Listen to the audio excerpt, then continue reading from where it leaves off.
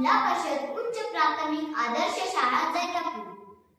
माझ्या भाषणाचा विषय आहे उत्तम नागरिक घडवण्यात संस्काराची भूमिका.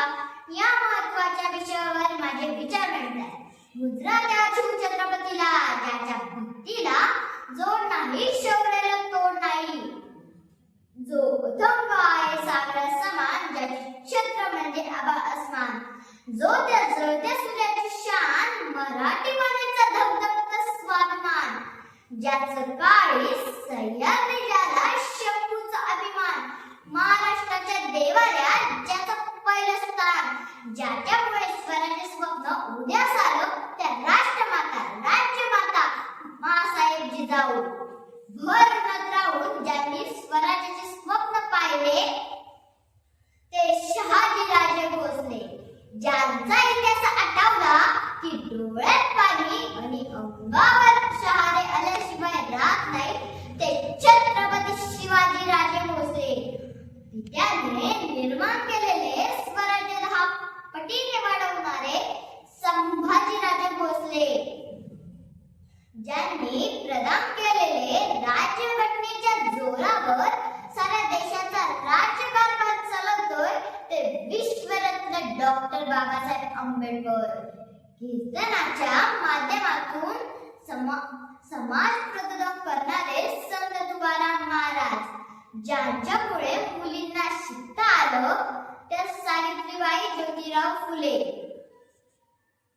दिवसभर हातात खराटा घेऊन गाव स्वच्छ करायचं आणि कीर्तनाच्या माध्यमातून जनतेचं डोकं स्वच्छ करायचं, हे काम ज्यांनी केलं ते संत गाडगे महाराज. प्रथमतः या सर्वांना मी अभिवादन करते व माझ्या भाषणास सुरुवात करते. आज मी आपल्या समोर उत्तम नागरिक घडवण्यात संस्काराची भूमिका या महत्त्वाच्या विषयावर माझे विचार मांडत आहे. मित्रांनो, जसे एखादे झाड मजबूत व्हायचे असेल तर त्याला पाणी, माती आणि सूर्यप्रकाश लागतो, तसेच एक माणूस उत्तम नागरिक होण्यासाठी संस्काराची अत्यंत गरज असते. कारण संस्कार म्हणजे केवळ शिकवण नव्हे तर माणसाच्या मनातली प्रामाणिकपणा, शिस्त, नीतिमूल्य आणि जबाबदारीची भावना होय. आजची मुले उद्याची नागरिक आहे असे आपण म्हणतो, पण उद्याचा भारत कसा असावा हे आज दिलेल्या संस्कारावर अवलंबून आहे. संस्काराची सुरुवात घरातून होते, जिथे आई वडिलांचे वागणे, त्यांचे बोलणे, त्यांचे मूल्य नकळत आत्मसात करते.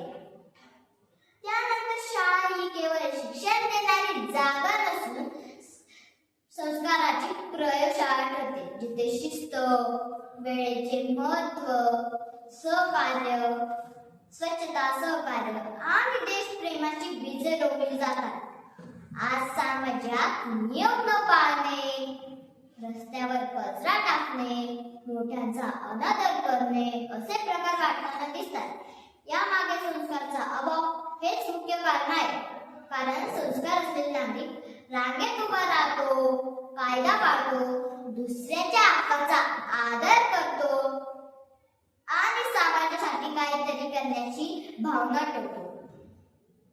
छत्रपती शिवाजी महाराज, महात्मा गांधी, डॉक्टर बाबासाहेब आंबेडकर यांसारखे थोर पुरुष केवळ शिक्षणामुळे नव्हे तर उत्तम संस्कारामुळे महान झाले.